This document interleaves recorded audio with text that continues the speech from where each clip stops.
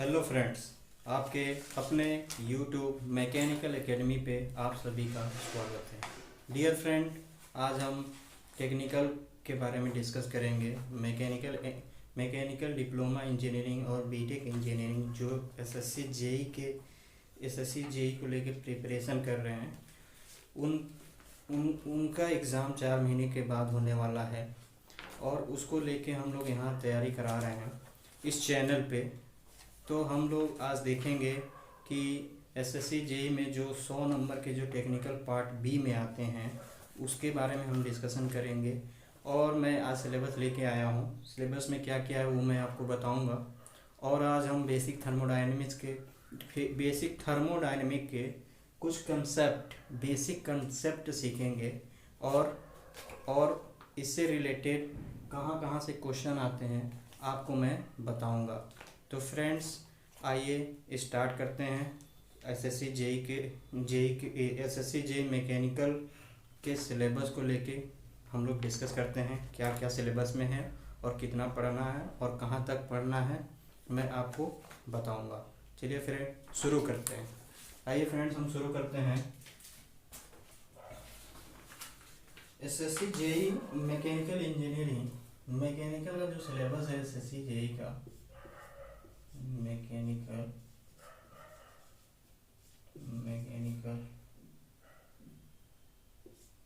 SSC JE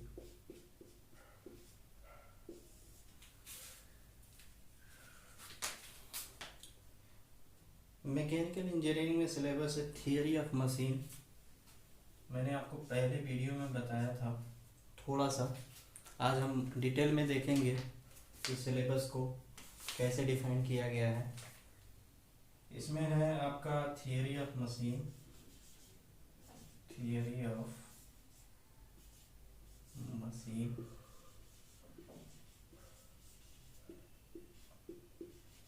machines,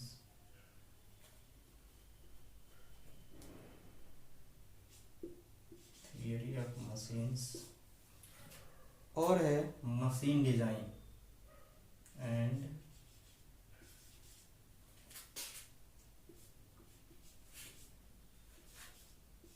machine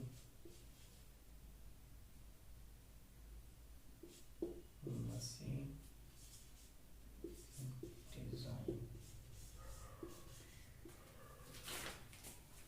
dear friends, मैं आपको बताना चाहूँगा कि theory of machine and machine design को कैसे डिफाइन किया गया। छोटे छोटे टॉपिक हैं, इसमें बेसिक पढ़ना है हम लोगों को। इसमें जैसे कि इसमें आ जाएगा आपका गियर, जो मशीन डिज़ाइन में भी है और थियरी ऑफ मशीन में भी है। जो गियर दोनों सिलेबस में कॉमन है। बेल्ट,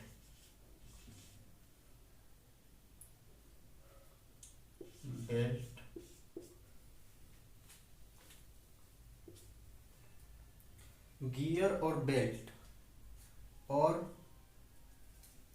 आपका आ जाएगा बियरिंग।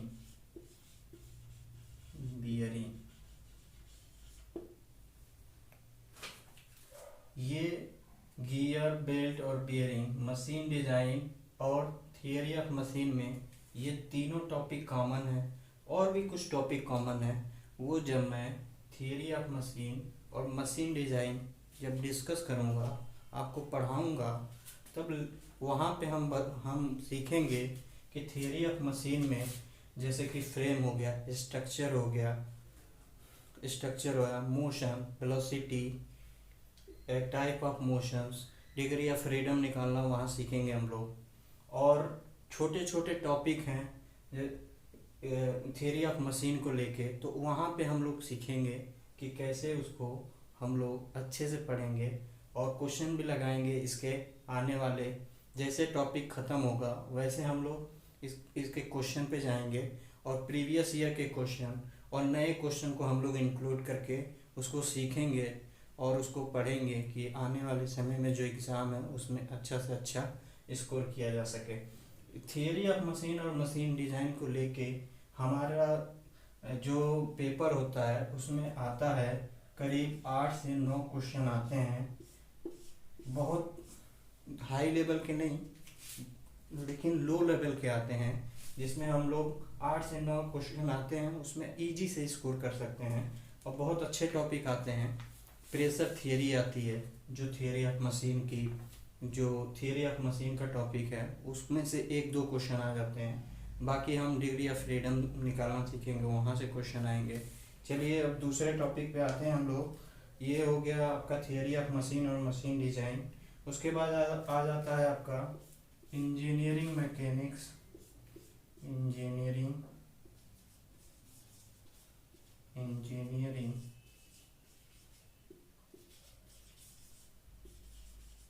मैकेनिक्स,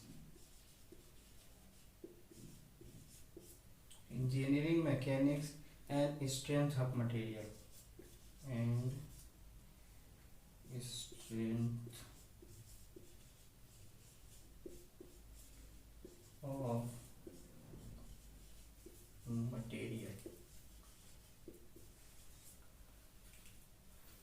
मैंने आपको फर्स्ट इंट्रो में बताया था कि इंजीनियरिंग मैकेनिक्स और स्ट्रेंथ ऑफ मटेरियल का बहुत छोटा सा सिलेबस इंक्लूड किया गया है फर्स्ट पेपर में, जिसे हमको थोड़ा सा सिलेबस इंजीनियरिंग मैकेनिक्स का पढ़ना है, जो करीब 1 से 2 क्वेश्चन आते हैं यहाँ से, जैसे कोलिनियर, कोलिनियर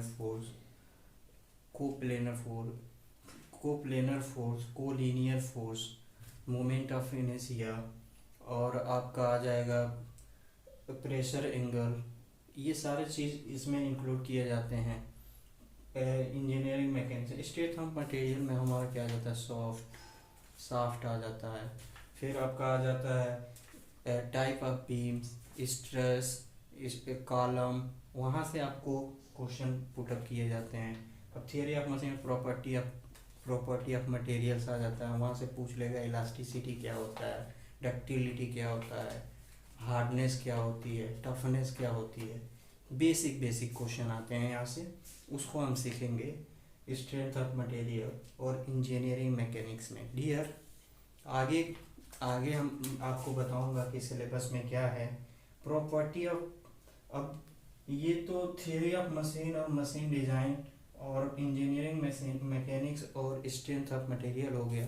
आपको यहाँ से करीब 7 से 8 क्वेश्चन देखने को मिलेंगे आपको एग्ज़ाम में। हम आ जाते हैं अब थर्मोडायनेमिक्स पे। थर्मोडायनेमिक्स का सिलेबस बहुत अच्छा डिज़ाइन किया गया है। सबसे ज़्यादा सिलेबस थर्मोडायनेमिक का इंक्लूड किया गया है और बेसिक चीज़ें इंक्लूड की गई हैं, जिसको हम पढ़ के अच्छा से अच्छा स्कोर कर सकते हैं अपने एग्ज़ाम में। चलिए दोस्तों हम देख लेते हैं कि थर्मोडायनेमिक का सिलेबस क्या है। फिर हम आगे बढ़ेंगे, फिर हम बेसिक कंसेप्ट सीखेंगे कि बेसिक कंसेप्ट क्या है थर्मोडायनेमिक्स का। यहाँ मैंने टॉपिक लिख रखा है कि कौन कौन से टॉपिक हम आज पढ़ने वाले हैं और कहाँ कहाँ से क्वेश्चन पुटअप होते हैं। बेसिक कंसेप्ट है ये। यहाँ से बहुत सारे क्वेश्चन पूछता है एसएससी, और वो उसको हम लोग देखेंगे डियर। आइए डियर देखते हैं थर्मोडायनेमिक का सिलेबस क्या है। थर्मोडायनेमिक्स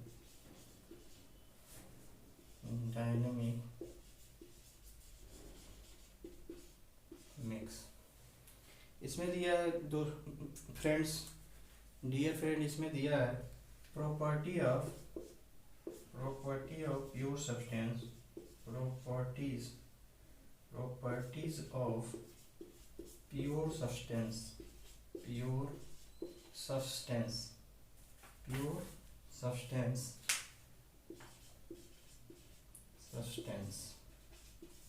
डियर फ्रेंड, मैं आपको बताना चाहूँगा कि प्रॉपर्टी ऑफ प्योर सब्सटेंस से हम लोग गैसों की प्रॉपर्टी सीखेंगे कि उनका बिहेवियर क्या होता है रैंकाइन साइकिल पे, कार्नोट साइकिल पे, जैसे कि ड्राइनेस फ्रैक्शन उनका क्या हो गया। और हम रैंकाइन साइकिल पे इनका बिहेवियर देखेंगे कि कब वो सुपर हीटेड होंगी, कब वो सब्लिमेशन में होंगी, कब वो सब सब्लिमेशन में होगी, कि को एग्जिस्ट होगी, या वाटर होगा, या प्योर प्योर स्टीम होगा। यहाँ हम सीखेंगे, जैसे कि यहाँ पे हम लोग पीएस डायग्राम बनाएंगे रैंकाइन साइकिल का, टीएस डायग्राम बनाएंगे, पीवी डायग्राम पे देखेंगे कि कैसे उसका कर्व जाता है, फिर टीएस डायग्राम पे उसका कर्व देखेंगे कैसे बनता है, फिर हम उसका देखेंगे कि पीएस डायग्राम पे कैसे कर्व बनता है। उसी कर्व को लेके, उसी कर्व से ही क्वेश्चन एसएससी में पूछे जाते हैं। हमको रैंकाइन साइकिल अच्छे से पढ़ना है। रैंकाइन साइकिल से बहुत सारे क्वेश्चन पूछे जाते हैं, वहाँ से क्वेश्चन पुटअप किए जाते हैं। एग्जाम में बेसिक चीज़ें पुटअप की जाती हैं कि सुपर हीटेड जोन क्या होगा, उसके बाद आपका सेचुरेटेड जोन क्या होगा, आपका को एग्जिस्ट जोन क्या होगा, क्रिटिकल पॉइंट क्या होगी, पीएस डायग्राम पे इसका कर्व कैसे जाएगा, आपका पीएस डायग्राम पे इसका कर्व कैसे होगा, टीएस डायग्राम पे इसका कर्व कैसे होगा। तो प्रॉपर्टी ऑफ सब्सटेंस में हम सीखेंगे ये सब बातें। और दिया है दोस्तों थर्मोडायनेमिक्स में first law of thermodynamics, first law of thermodynamics, thermodynamics.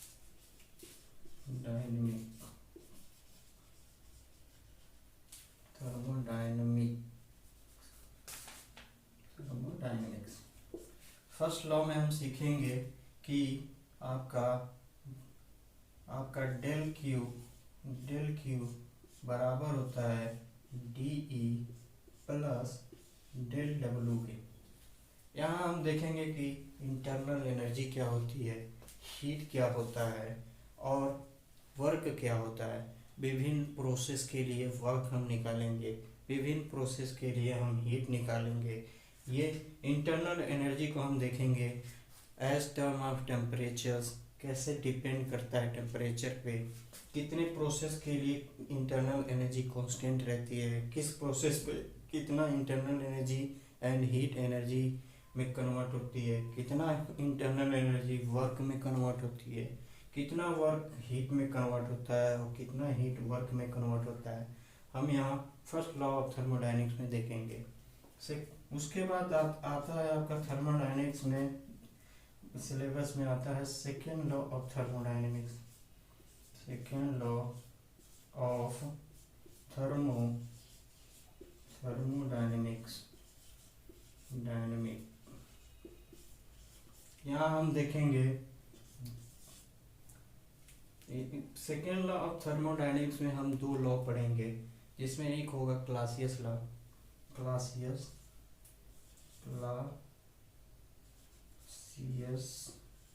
Law, और दूसरा होगा केल्विन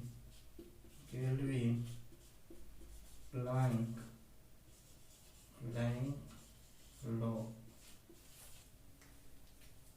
और एंट्रोपी को डिफाइन किया गया है इसी में, एज एंट्रोपी पढ़ेंगे। यहाँ पे एंट्रोपी को कैसे निकालेंगे हम, कैसे उसको डिफाइन करेंगे, एंट्रोपी क्या होती है, किस तरह से घटता है, किस तरह से बढ़ता है, क्या वर्क डन होगा, कैसे एंट्रोपी इंक्रीज करेगी, कैसे वेरी करेगा, हम सेकेंड लॉ ऑफ थर्मोडायनेमिक्स में सीखेंगे। उसके बाद आ जाता है दोस्तों आपका एयर स्टैंडर्ड साइकिल।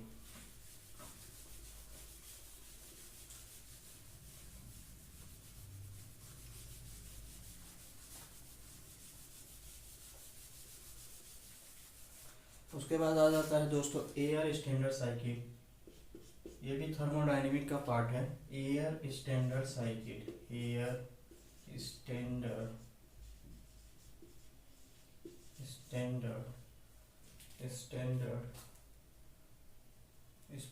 साइकिल।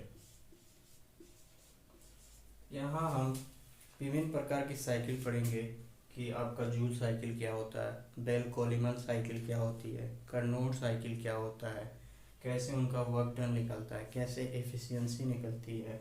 यहाँ से हम पढ़ेंगे कि कैसे थर्मोडायनेमिक्स में साइकिल को डिफाइन किया गया है, और फिर हम उनका पीवी और टीएस डायग्राम पे उसका कर्व देखेंगे कि किस तरह से उसका कर्व पीवी और टीएस पे बनता है। और और इसमें दिया गया है for air standard cycle, for, ये तो थर्मोडायनेमिक्स का पार्ट है, for IC engine. IC engine में हम देखेंगे कि ऑटो साइकिल क्या होती है, डीजल साइकिल क्या होता है, डुअल साइकिल क्या होता है, एरिक्सन साइकिल क्या होती है और कार्नोट साइकिल क्या होता है, हम देखेंगे आईसी इंजन में। और आईसी इंजन में यहाँ से क्वेश्चन भी आते हैं एग्ज़ाम में। आप देखेंगे कि प्रीवियस ईयर का क्वेश्चन पेपर उठाइए, आप उसमें देखिए कि आईसी इंजन को किस तरह से कितनी बार क्वेश्चन पुटअप किया गया है। ऑटो साइकिल से और डीजल साइकिल से कंफर्म ही क्वेश्चन आता है एसएससी जेईई में। और हम देखते हैं आगे क्या है, आईसी इंजन परफॉर्मेंस देखेंगे। आईसी इंजन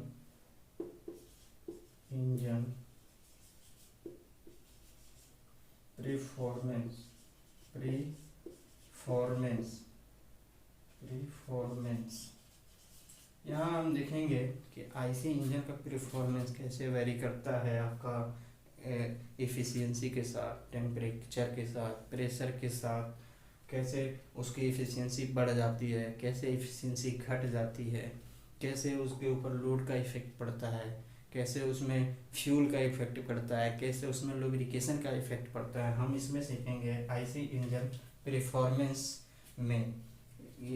इसमें सीखेंगे हम आईसी इंजन परफॉर्मेंस में सीखेंगे कि कैसे इंजन एफिशिएंसी पर डिपेंड करती है, कैसे प्रेशर पे डिपेंड करता है। और फिर हम इसका कर्व बनाएंगे कि लोड आईपी क्या होता है, बीपी क्या होता है, एफपी क्या होता है, मोड्स टेस्ट क्या होता है, सिंगल सिलेंडर टेस्ट क्या होता है, आपका यहाँ 4 स्ट्रोक इंजन क्या होता है। फिर हम 2 स्ट्रोक इंजन पे जाएंगे, उसमें कैसे परफॉर्मेंस चेंज होती रहती है आईसी इंजन की। नेक्स्ट है आपका IC engine combustion. IC engine combustion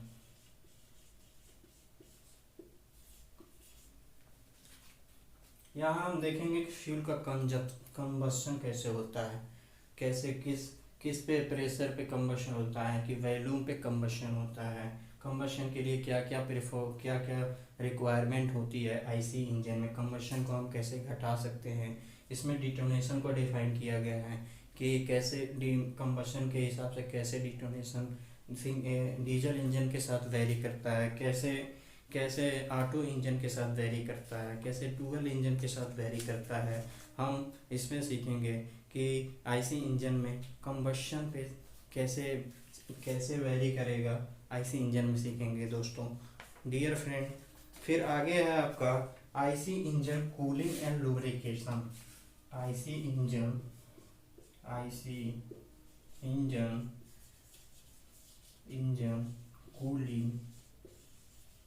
cooling and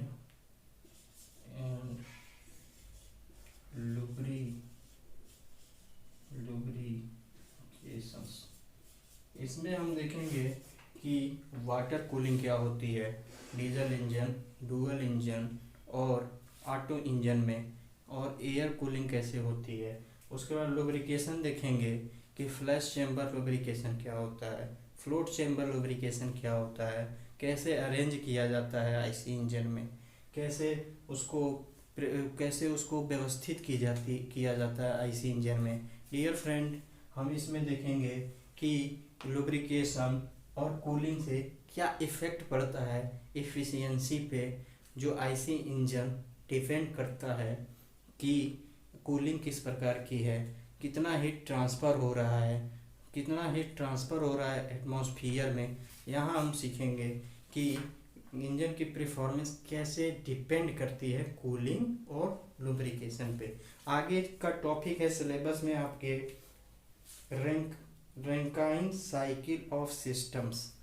अभी हम यहाँ पे भी सीखेंगे, अभी मैंने बताया आपको प्रॉपर्टी ऑफ प्योर सब्सटेंस, वहाँ भी हम रैंकाइन की साइकिल पे सीखेंगे कि कैसे वेरी करता है, सैचुरेटेड स्टेट क्या होती है, सुपर स्टेट क्या होती है, मैंने आपको बता चुका हूँ कि फिर आपको बोल रहा है कि Rankine cycle of systems. Rankine cycle पे हम देखेंगे कि कार्नोट साइकिल क्या होती है।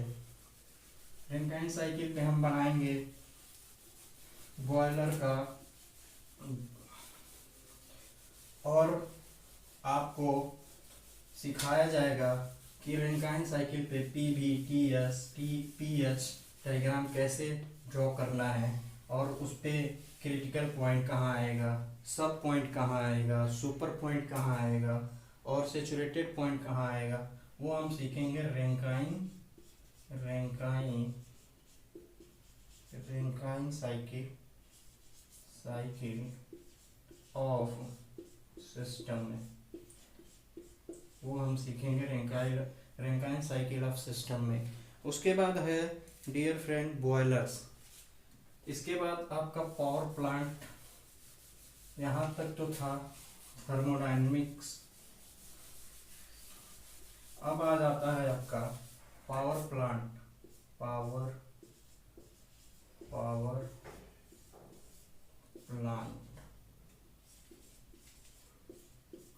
पावर प्लांट में सिलेबस एक एक कह दें कि हम एकदम छोटा सा एरिया है पावर प्लांट का, और भर भर के क्वेश्चन आते हैं वहाँ से। आप पावर प्लांट में बॉयलर पढ़ लीजिए। बॉयलर दिया है इसमें, classification and specification of fitting. Fitting कितने प्रकार के होते हैं। पहला तो हो गया बॉयलर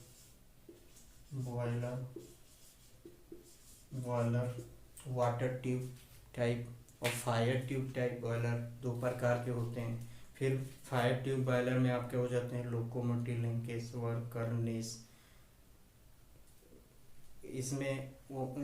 इसमें आ जाते हैं आपका फायर ट्यूब बॉयलर में। आपके वाटर ट्यूब बॉयलर में बेबकॉक बिलकॉक्स। उसके बाद आ जाता है आपका एरिक्सन बॉयलर जो है वो फायर ट्यूब बॉयलर है। और क्लासिफिकेशन में हम देखेंगे कि कितने टाइप के बॉयलर होते हैं, उनका क्या क्या काम होता है, उनका स्टीम जनरेशन किस पे वेरी करता है। इसमें बस टाइप ऑफ बॉयलर आता है, टाइप ऑफ बॉयलर पढ़ के जाइए। आप पूछ लेगा कि विच टाइप ऑफ बॉयलर्स, उसमें 4 आपको ऑप्शन दे देगा। Which type of water tube boiler, उसमें 4 ऑप्शन दे देगा। उसमें एक फायर ट्यूब का बॉयलर होगा जिसको आपको टिक करना है। ऐसे ही क्वेश्चन बेसिक क्वेश्चन आते हैं एसएससी जेईई में। आपको हमारे साथ आप बने रहेंगे और पढ़ाई करेंगे तो निश्चित है कि आप पेपर में अच्छा करेंगे, और हम अपना 100% डियर फ्रेंड आपको दिया जाएगा यहाँ पे। आप पढ़ाई स्टार्ट कर दीजिए, और जो भी यहाँ पढ़ाया जा रहा है उसको नोट कीजिए और रिवीजन कीजिए, तभी जाके फ़ायदा है। नहीं तो हम पढ़ाएंगे और आप पढ़ेंगे, ऐसे वीडियो देखने से केवल पढ़ाई नहीं हो जाती है, उसको नोट करके रिवीजन भी करना रहता है, तब जाके पढ़ाई होती है।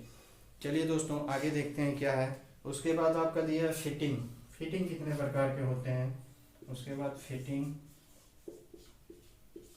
आ जाता है आपका।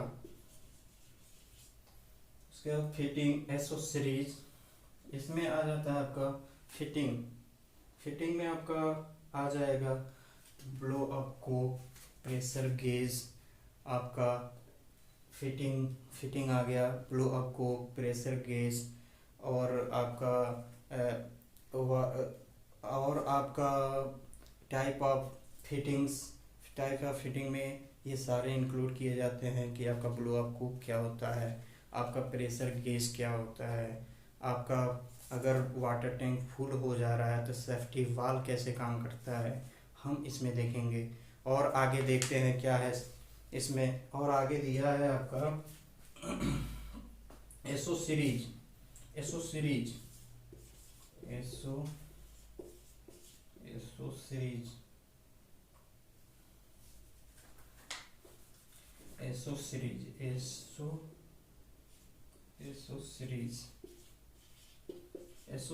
तीन प्रकार के होते हैं आपके, इकोनोमाइजर, सुपर हीटर और प्री हीटर्स। एसओ सीरीज में बस 3 हैं। इसमें से पूछ लेता है what type of SO series, उसमें दे देगा आपका 3 एसओ सीरीज दे देगा, और ऑल ऑफ द अबव दे देगा ऑप्शन में। तो आपको तीनों पता होना चाहिए कि एसओ सीरीज कितने प्रकार के होते हैं और कैसे काम करते हैं, इफ़िशियंसी पे उनका क्या इफेक्ट रहता है बॉयलर में, इफ़िशियंसी, सुपर हीटेड का क्या काम है, सुपर हीटर का क्या काम है, इकोनोमाइज़र का क्या काम है, प्री हीटर का क्या काम है, ये सब आ जाते हैं आपके एसओ सीरीज में। आगे देखते हैं दोस्तों क्या है। आगे दिया है आपका air compressor and their cycles. चौथा है their their compressions their compression compressor and cycle. यहाँ हम सीखेंगे कंप्रेसर कितने प्रकार के होते हैं और उनका साइकिल बनाएंगे हम। पीवी, टीएस और टीएस पे मल्टी स्टेज कंप्रेसर है कि सिंगल स्टेज कंप्रेसर है कि किस प्रकार का कंप्रेसर है, वो हम यहाँ देखेंगे कि कंप्रेसर क्या होता है, उसका क्या काम क्या क्या होता है पावर प्लांट में, और उसको हम कैसे कैसे अच्छे से पढ़ सकते हैं। और इस यहाँ से भी आपको क्वेश्चन आते हैं एसएससी जेईई में, तो हम इस टॉपिक को भी कंप्लीट करेंगे। और आगे देखते हैं क्या है दोस्तों। आगे है आपका डियर फ्रेंड्स, आगे आपका है रेफ्रिजरेशन साइकिल। आपका आगे आ जाता है refrigeration cycle. Refrigeration cycle. Dear friend, यहाँ हम देखेंगे कि रेफ्रिजरेशन साइकिल क्या है, टर्न ऑफ रेफ्रिजरेशन क्या होता है, और हम इसका रैंकाइन साइकिल पे देखेंगे कि इसका ईवी और टीएस डायग्राम क्या होता है। फिर हम इसका सीओपी निकालेंगे। सीओपी क्या होती है। उसके बाद छोटे छोटे टॉपिक्स हैं कि आपका एक एयर रेफ्रिजरेशन क्या होता है, कंबशन एयर वाटर रेफ्रिजरेशन क्या होता है, और भी सारे टॉपिक देखेंगे कितने प्रकार के रेफ्रिजरेशन यूज किए जाते हैं, एज वेल एज आपके डोमेस्टिक में एंड इंडस्ट्री में कि किस प्रकार के रेफ्रिजरेशन यूज किए जाते हैं आपके घरों में और इंडस्ट्री में यानी फैक्ट्रियों में, और आपके कोल्ड स्टोरेज में, आपके आइस प्लांट में कौन कौन से रेफ्रिजरेशन यूज किए जाते हैं। उसके बाद आपका आ जाता है dear friend principle of refrigeration plant कि किस प्रिंसिपल पे काम करता है। प्रिंसिपल ऑफ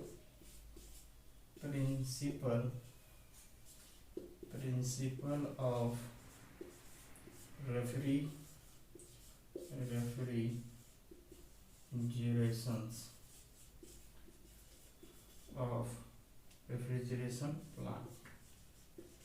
यहाँ हम देखेंगे कि किस प्रकार के प्रिंसिपल के काम किस टाइप के प्रिंसिपल पे रेफ्रिजरेशन प्लांट काम करते हैं, वो रैंकाइन पे करते हैं कि वो रैंकाइन पे करते हैं कि वो कार्नोट साइकिल पे करते हैं, किस प्रकार का प्लांट यूज किया जाता है हम देखेंगे, या बेल कोलिमन साइकिल पे काम करते हैं या जूल साइकिल पे काम करते हैं। इस प्रकार से हम प्रिंसिपल ऑफ रेफ्रिजरेशन देखेंगे।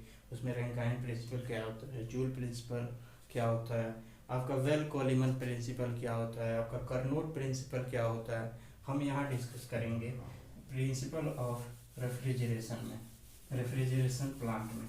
और आगे दिया है dear friend nozzle and steams. आपका हम देखेंगे नोजल क्या होता है, नोजल एंड स्टीम में देखेंगे डियर फ्रेंड कि नोजल क्या होता है और स्टीम क्या होती है। स्टीम को हम कैसे डिफाइन करेंगे, स्टीम का क्या कार्य है और पावर प्लांट में इसका क्या यूज है और नोजल का क्या यूज है, उसका भी हम इस सिलेबस में डिफाइन किया गया है। और छोटा सा टॉपिक है नोजल और स्टीम, इसको हम टॉपिक बाय टॉपिक डिस्कस करेंगे, फिर अपने सिलेबस पे पहुंच के हम लोग इसको डिस्कस करके ख़त्म करेंगे। आगे दिया है डियर फ्रेंड्स कि प्रॉपर्टी ऑफ फ्लूइड। यहाँ से हमारा फ्लूइड मैकेनिक्स स्टार्ट होता है, फ्लूइड मैकेनिक्स का सिलेबस स्टार्ट होता है कि कि fluid mechanics, fluid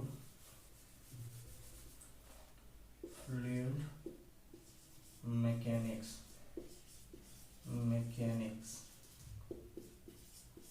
fluid mechanics. Dear friend, property and classification of fluid. Property दिया है डियर फ्रेंड, प्रॉपर्टीज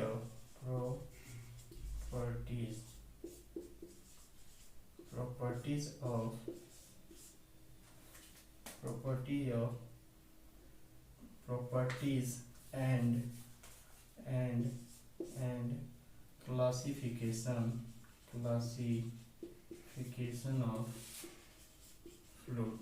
प्रॉपर्टी देखेंगे हम कि डेंसिटी क्या होता है, प्रेशर क्या होता है, वेट डेंसिटी क्या होता है, स्पेसिफिक वेट क्या होता है, वर्क मॉडुलस क्या होता है, कंप्रेसिबिलिटी क्या होती है, आइसोथर्मल कंप्रेसिबिलिटी क्या होती है, एडियाबैटिक कंप्रेसिबिलिटी क्या होती है, और क्लासिफिकेशन ऑफ फ्लूइड देखेंगे कि रियल फ्लूइड है, आइडियल फ्लूइड है, न्यूटोनियन फ्लूइड है, डायलेंटेड फ्लूइड है, स्यूडो प्लास्टिक है।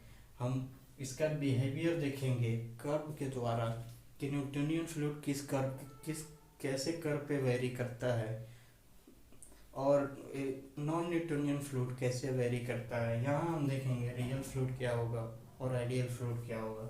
उसके बाद दिया है डियर फ्रेंड फ्लूइड स्टैटिक्स। यहाँ हमारा एक चैप्टर समाप्त हो जाएगा फ्लूइड मैकेनिक्स का, property and classification of fluid. यहाँ से आपको एग्जाम में भर भर के क्वेश्चन देखने को मिलेंगे। फ्लूइड मैकेनिक्स सबसे ज़्यादा वेटेज रखता है इन एसएससी जेईई मैकेनिकल की हम बात करें तो फ्लूइड मैकेनिक्स का सबसे ज़्यादा क्वेश्चन एसएससी जेईई में पूछा जाता है मैकेनिकल ब्रांच से रिलेटेड। 50 से 45 क्वेश्चन आपको फ्लूइड मैकेनिक्स को देखने को मिलेंगे। उसके बाद हम आते हैं अपने नेक्स्ट टॉपिक पे जो सिलेबस में इंक्लूडेड है, वो है आपका फ्लूइड स्टैटिक्स। फ्लूइड स्टैटिक, यहाँ हम देखेंगे कि अगर जल ठहराव की स्थिति में है तो किस प्रकार का बिहेव करता है। स्टैटिक मतलब स्थिर, स्टैटिक्स है तो उस पर हम फोर्स लगा के देखेंगे कि उसमें क्या परिवर्तन आते हैं, कितने प्रकार के फोर्स उस पर लगाए जाते हैं। स्टैटिक्स में फ्लूइड कैसा व्यवहार कर रहा है, किस प्रकार से वो वेरी कर रहा है। इसमें हम फ्लूइड स्टैटिक्स में सभी प्रेशर को इंक्लूड करेंगे कि उस पर अगर फोर्स ना लगा, अगर फोर्स को निगलेक्ट कर दिया जाए तो फ्लूइड का क्या बिहेवियर होगा और क्या नहीं होगा। फिर फोर्स लगा के हम देखेंगे कि फ्लूइड का बिहेवियर क्या होगा और क्या नहीं होगा। उसके बाद हम आते हैं डियर फ्रेंड्स नेक्स्ट टॉपिक पे। तो हमारा फ्लूइड मैकेनिक्स में इंक्लूडेड है measurement of fluid pressures, measurement of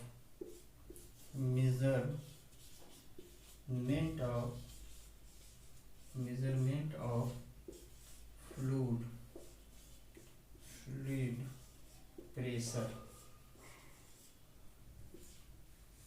pressure fluid pressures, measurement of fluid pressures. हम देखेंगे यहाँ कि पीजोमेट्रिक क्या होता है, डिफरेंशियल गेज क्या होता है, Q2 मैनोमीटर क्या होता है, कि फ्लूइड मेजरमेंट यहाँ पे देखेंगे हम पिटॉक ट्यूब क्या होती है। उसके बाद हम देखेंगे कि आपका पीजो नली क्या होती है, और देखेंगे यहाँ पे आपका कि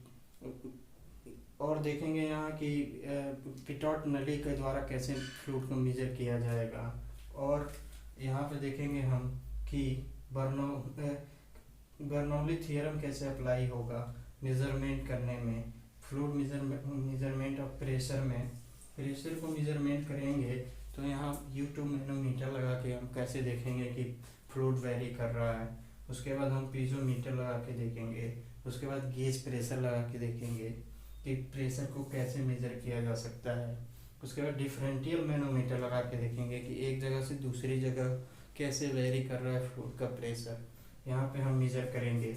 आगे हम देखते हैं डियर फ्रेंड कि फ्लूइड मैकेनिक्स में और क्या सिलेबस इंक्लूड है। फिर हम अपने टॉपिक पे बढ़ेंगे, आगे बढ़ेंगे, फिर हम अपने आगे टॉपिक पे बढ़ेंगे। आगे दिया है डियर फ्रेंड आपका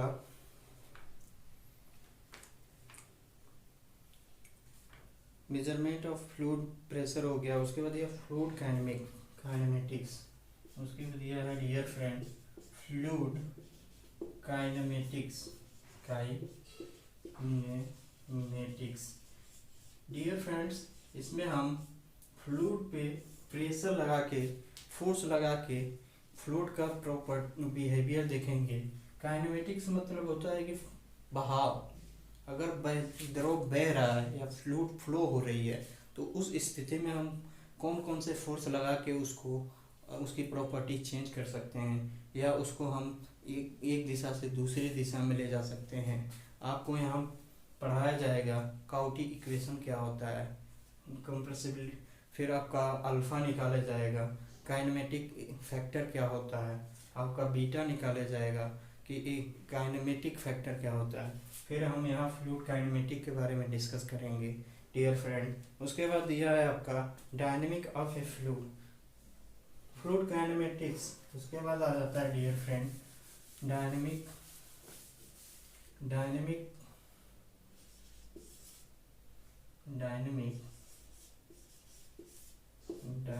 ऑफ फ्लूइड। डियर फ्रेंड, हम यहाँ फोर्स के बारे में जानकारी लेंगे कि फ्लूइड पे कितने प्रकार के फोर्स लगते हैं, किस प्रकार का बिहेवियर होता है, और कैसे हम डायनेमिक में फोर्स का कैलकुलेशन कर सकते हैं। अगर कोई फ्लूइड दे दिया है, उसमें अगर चारों तरफ से फोर्स लग रहे हों, अगर इस पर शियर फोर्स लगा दिया जाए, क्या वो स्थिर में रहेगा कि नहीं रहेगा, इसका हम अध्ययन करेंगे इसमें, और पढ़ेंगे कि फ्लूइड डायनेमिक क्या होता है। बहुत बेसिक सी क्वेश्चन आते हैं इससे, ज़्यादा डीप में नहीं पढ़ना है। फ्लूइड अगर काइनेमेटिक और डायनेमिक दिया है तो बहुत अच्छा टॉपिक है, आप देखेंगे कि बहुत अच्छे से आपको समझ में आएगा कि फ्लूइड काइनेमेटिक और डायनेमिक क्या होता है और कैसे हम पढ़ेंगे इसको, बहुत अच्छे लेवल पे पढ़ेंगे और देखेंगे डियर फ्रेंड कि फ्लूइड काइनेमेटिक और डायनेमिक में आपको कैसे क्वेश्चन आते हैं, उसका हम यहाँ पे देखेंगे कि कैसे उसको सॉल्व करना है और कैसे उसको और अच्छे से और बढ़िया से उसको देख के तैयारी करना है कि हमारे एग्ज़ाम में कोई अगर फ्लूइड काइनेमेटिक और फ्लूइड डायनेमिक से क्वेश्चन आए तो वो छूटे ना। फिर आपका आ जाता है dear friend measurement of flow rate, measurement of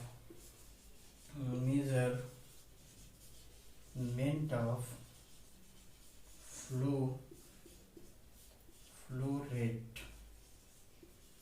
यहाँ हम द्रव के प्रवाह को मापेंगे, पिटॉट ट्यूब से मापेंगे और आपका वेंचुरी मीटर लगा के मापेंगे, आपका आरफिस लगा के आपका मेजरमेंट मापेंगे कि फ्लो रेट क्या है, और आपका बियर देखेंगे, फिर यहाँ आपका देखेंगे, फिर आपका बियर देखेंगे, चैनल देखेंगे, ऑरफिस मीटर देखेंगे और पिटॉट ट्यूब और वेंचुरी मीटर देखेंगे कि उनका flow rate measurement of flow rate कैसे मापा जाता है।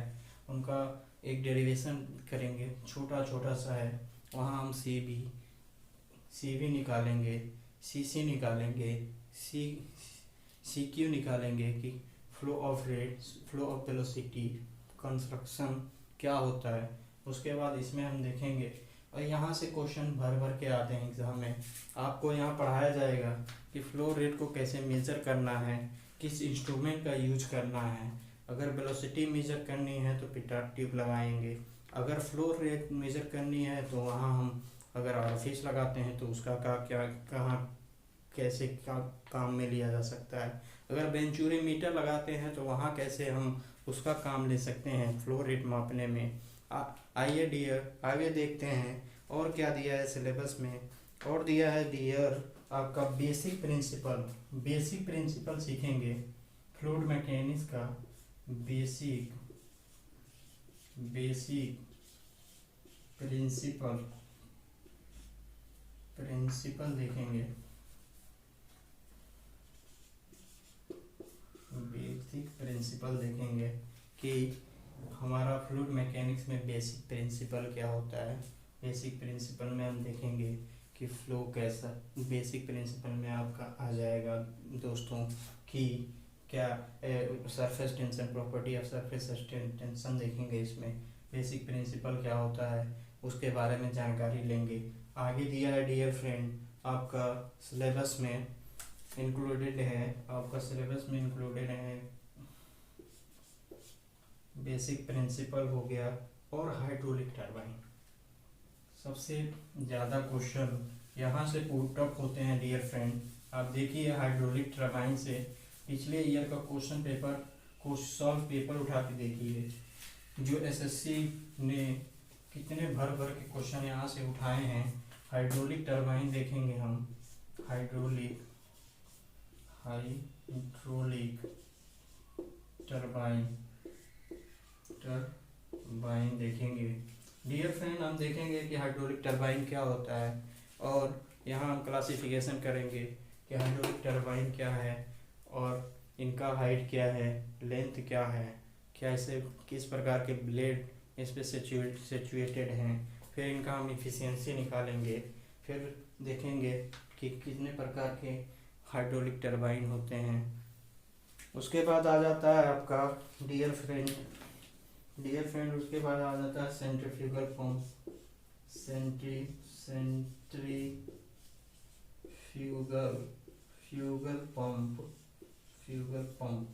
उसके बाद आ जाता है डियर सेंट्रीफ्यूगल पंप क्या होता है, कितने प्रकार के होते हैं। उसके बाद हम कर्व को वेरी करा के देखेंगे, प्रेशर पे आपका प्रेशर, उसके बाद आपका उसके बाद बल पे, उस पर वेरी करा के देखेंगे कि सेंट्रीफ्यूगल पंप का आपका कर्व कैसे वेरी करता है। उसके बाद देखते हैं डियर फ्रेंड्स, उसके बाद छोटा सा पार्ट इंक्लूडेड है आपका मटेरियल साइंस का, क्लासिफिकेशन ऑफ स्टील। उसको हम देखेंगे क्लासिफिकेशन ऑफ स्टील, कितने प्रकार के स्टील होते हैं, कैसे बनते हैं, उनका कॉम्बिनेशन क्या होता है, कहाँ यूज किए जाते हैं, कौन सा स्टील ज़्यादा कठोर है, कौन सा टफ है, कौन सा लाइट है, कितने प्रकार के मटेरियल से मिलकर बना है, कितने मिश्र धातु हैं। उसके बाद आ जाता है आपका क्लासिफिकेशन